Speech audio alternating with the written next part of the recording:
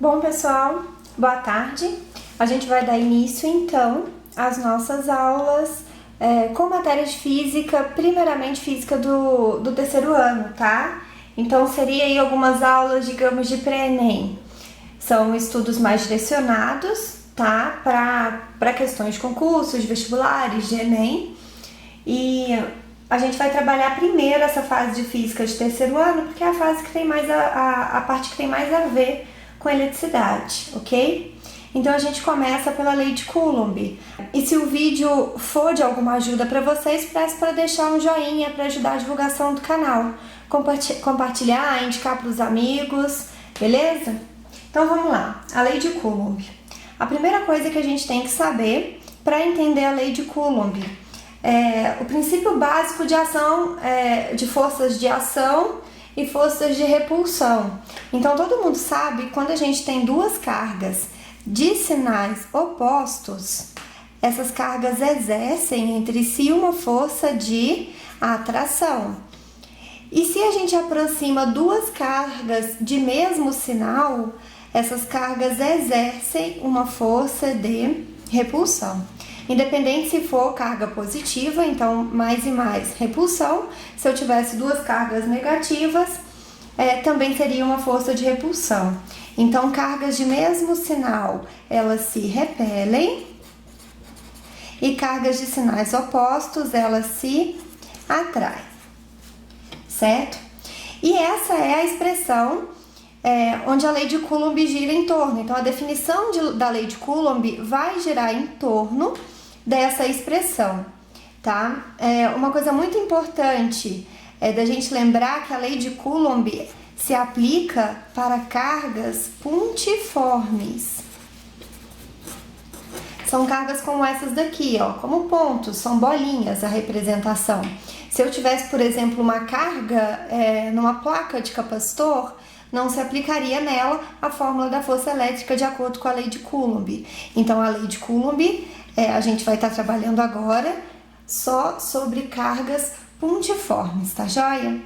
Então, o que a gente consegue tirar de informação dessa fórmula? Vamos deixar o K por último. Esse K aqui é uma constante. Vou deixar ele de K, depois a gente vai falar sobre ele. O K é uma constante e a gente vai ver de acordo com o que ela vai variar. Fazendo uma análise dessa fórmula, esse jeito que eu vou analisar essa fórmula, pessoal, vocês podem analisar qualquer outra fórmula, tá joia? É uma análise simples, tá? Que dá pra gente tratar qualquer fórmula dessa forma e dá pra gente chegar a definições de leis através da interpretação de fórmulas. Então, como que a gente começa a fazer a interpretação dessa fórmula? A gente tem aqui que a força elétrica é igual a constante vezes o valor das cargas dividido pela distância ao quadrado. Então, o que a gente faz? Do lado de cá, a gente tem uma fração. Do lado direito da igualdade, a gente tem uma fração. A gente vai jogar uma fração do lado esquerdo, da mesma forma. Então, coloco sobre 1, não altero em nada a minha fórmula e transformei isso daqui numa fração. Parte de cima da fração eu chamo de numerador, parte de baixo eu chamo de denominador. Então, vamos começar a relacionar. Pula a constante que a gente vai falar dela depois.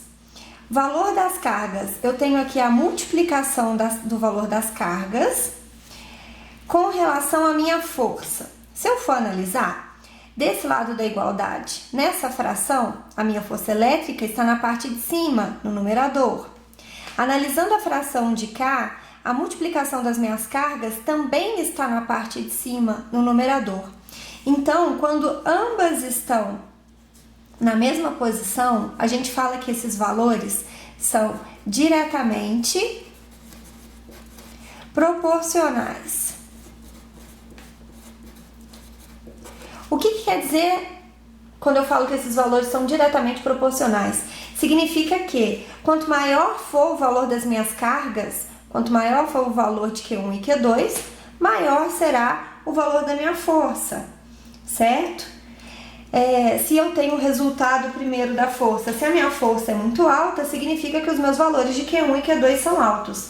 Então, os valores diretamente proporcionais, quando um aumenta, consequentemente o outro também. tá? Então, quem que sobrou agora pra gente analisar? Já fizemos a análise da força com as cargas, o K fica para depois.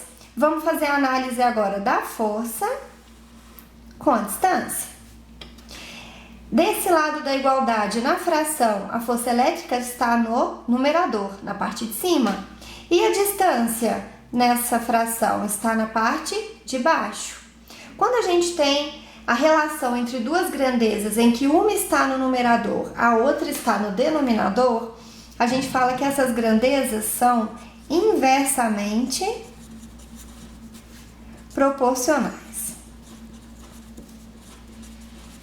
O que eu quero dizer quando eu falo que as duas grandezas são inversamente proporcionais? Eu quero dizer que quando eu aumento uma, a outra diminui. Então, quanto maior for o meu valor da distância, menor vai ser o valor de força elétrica. Como que a gente pode exemplificar isso? A força elétrica ela vai funcionar nesse caso da mesma forma que uma força magnética. Então, imagina que eu tenho aqui, eu esteja aproximando dois ímãs com polaridades opostas, certo? Quando eu vou aproximando esses ímãs e vou chegando nesses ímãs bem próximos, eu sinto que a força começa a aumentar, não começa? Então, quando a distância é pequena entre eles, a minha força é grande. É o que vai acontecer aqui. Se a distância é pequena, setinha para baixo, a minha força é o inverso, setinha para cima, a minha força é grande. E quanto mais eu afasto esses dois ímãs, ou seja, quanto maior a distância entre eles, menor a força que eu vou ter aqui, ou de atração ou de repulsão. Então, isso que significa duas grandezas serem inversamente proporcionais. Só que tem um quadrado aqui, né? Então, quando tem esse quadrado, a gente fala que a força é inversamente proporcional, porque ela está na parte de baixo, ao quadrado da distância, tá? O que isso vai querer dizer? Vamos fazer uma comparação aqui? Vamos montar uma tabela entre força elétrica e distância. Vamos partir do princípio que a força elétrica vale F e a distância vale D, ok? Se eu pego essa distância e dobro o valor dessa distância, o que vai acontecer com a minha força elétrica? Quem que é a distância na fórmula? Não é D elevado ao quadrado? Então, quem é o meu D? 2 elevado ao quadrado vai dar 4. Grandezas inversamente proporcionais. Qual que vai ser o inverso de 4? A minha força vai ser 1/4. Então, a minha distância passou a ser 2 elevado ao quadrado, 4. Eu aumentei a minha distância em 2 vezes, de 1 para 2. O que vai acontecer com a minha força? Vai cair de 1 para 1/4. Um outro exemplo, se eu aumento a minha força em 4 vezes, vamos colocar, se eu aumento a distância em 4 vezes, a distância ela não está sozinha, ela está ao quadrado, então distância que é 4 ao quadrado, eu vou achar 16. Qual que é o inverso de 16? 1 sobre 16. Então, quando eu aumentei a minha força em 4, quando eu aumentei a minha distância em 4 vezes, a minha força caiu em 16 vezes. Então, é isso que significa essa relação de a força é inversamente proporcional ao quadrado da distância. Então, volta para a fórmula. Quando eu calculo essa força, eu estou calculando a força da carga 1 ou da carga 2? Tanto faz, as duas cargas, elas fazem parte da equação. Então, não tem como eu falar que estou calculando a força elétrica da carga 1 separada da força elétrica da carga 2, porque elas são iguais, tá? É lei de ação e reação. A força que ela recebe é a mesma força que ela exerce, tá? Então, não tem como a gente separar isso não, elas são iguais. E outro ponto é que esse Q1 e esse Q2, eles entram na fórmula modulados, tá joia? Ou seja, não existe sinal. Mesmo que a minha carga seja uma carga negativa, na hora de eu colocar ela nessa fórmula, ela vai se manter sem o sinal. Então, todo mundo vai ser positivo aqui, tá joia? Mesmo que a carga seja negativa, ela não vem pra cá com negativo não, ela só vem como valor positivo. E vamos falar um pouquinho do K agora, tá?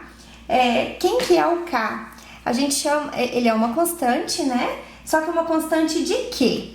Ele tem o nome de constante eletrostática do meio.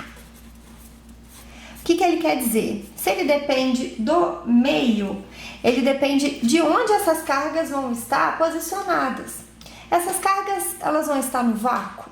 Essas cargas vão estar submersas em água, por exemplo, submersas em óleo?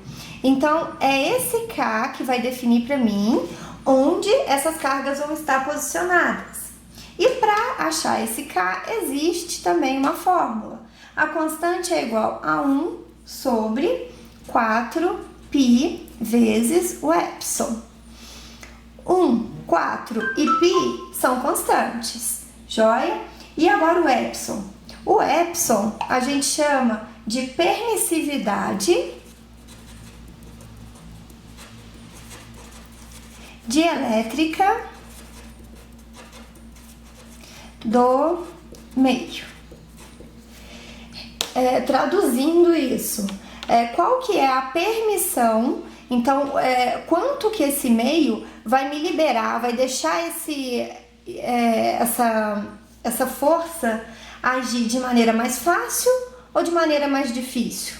Ele permite que essas forças de atração e de repulsão aconteçam de uma maneira mais forte ou de uma maneira mais fraca.